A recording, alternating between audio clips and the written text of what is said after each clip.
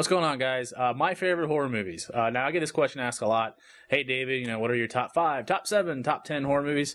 To be honest, I kind of go through moods where sometimes I really want to watch something, or sometimes, I just don't want to look at it. I like the movies, I love the movies, but I just don't want to watch it.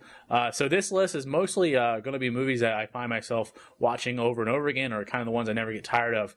So I guess it's kind of like, not really my top 5, but more like, hey, there's some horror movies I like. So yes, let's get started.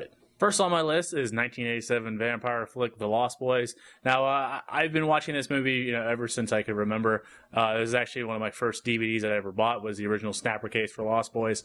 For those who don't know this movie, I'm not sure why you're not. This is like the epitome of all like 1980s movies. Like when you watch this, you're like, man, this is the 1980s.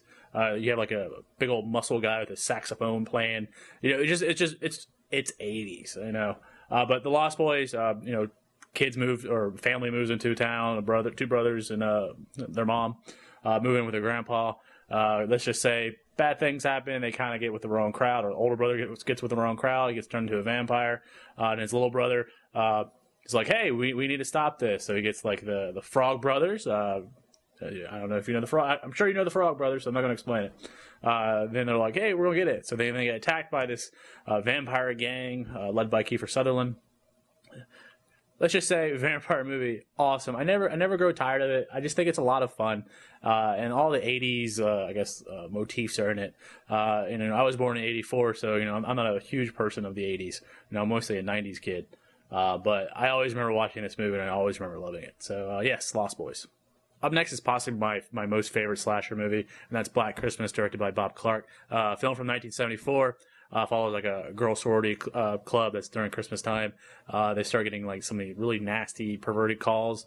And one of the girls, played by Margaret Kidder, who's awesome, by the way, is all, yelling at them and cussing at them and all this stuff.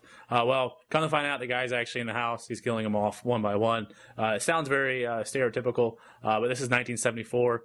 I think there's some awesome, just photography in this. And the movie's creepy. A lot of slasher movies, you're just like, okay, it's like a by the numbers type deal. With Black Christmas, I found out that I was being kind of creeped out, especially like when the guy's calling him on the phone and he's all like, I want to lick your pussy, like, blah, blah, blah. You're just like, oh, dude, what the fuck? That's kind of crazy, man.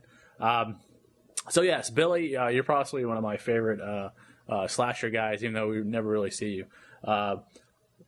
But you know what? It's all good. Black Christmas, great slasher, one of my favorites. Up next is Suspiria. This is a 1977 film done by Dario Argento. Now, this is actually the first Dario Argento movie I ever watched.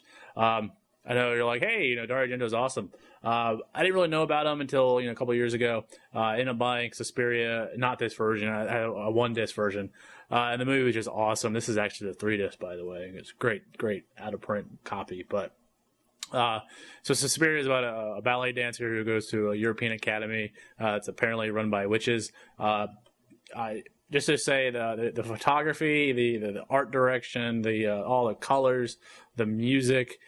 If a horror movie could be artsy, I think Suspiria would probably be the winner. Suspiria itself as a movie, it's great. I think at times it's kind of a little slow, but like it's just so beautiful to look at. Dario Argento would go on to make, a ton of other giallo movies and other horror movies. And it's a shame he's kind of deterred away from that awesomeness with his latest movies.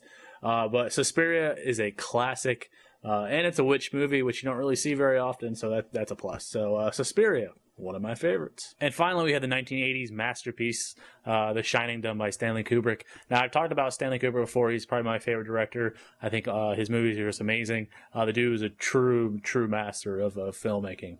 With The Shining follows Jack Nicholson. He plays a writer who takes his family up to a hotel to kind of take care of it for the winter. He kind of starts to go kind of crazy and tries to kill his family. His wife, Shelley Duvall, for those who know her, she was Olive Oil and Popeye. To me, The Shining is one of those movies like everything just works. It's 2.5 hours long, which I think most people find that kind of a little long. But just trust me, those 2.5 hours are expertly used. Everything from like the photography, the camera work, the set decoration, the musical cues, how all the scenes fit together. Excellent. It's perfect. For those who like do film analysis, or those who like those kind of things. There's lots of analysis on this film. I've recently watched one by Rob Ager, who did a 3-part analysis of this, and talk about how all the Indian motif is talking about, America's slaughter of the Indian tribes when they moved into Americas. A very interesting read, and a lot of these people think these movies are read a little too much into, but let's just say if you like the movie, you'll eat this analysis stuff up. The Shining, perfect movie, my most favorite, and yeah, awesome. Those are just some of my favorite horror movies. Now, I know a lot of people differ on this aspect, and I respect everybody's opinion. So what are your favorite horror movies? I want to ask you. Leave me a comment below. Maybe do a video response or something like that, because I would like to know. Especially if you like obscure horror movies, and I'm always looking to expand my horizon. So yeah, please let me know. So thanks for watching and subscribing, and I'll talk to you next time. Bye.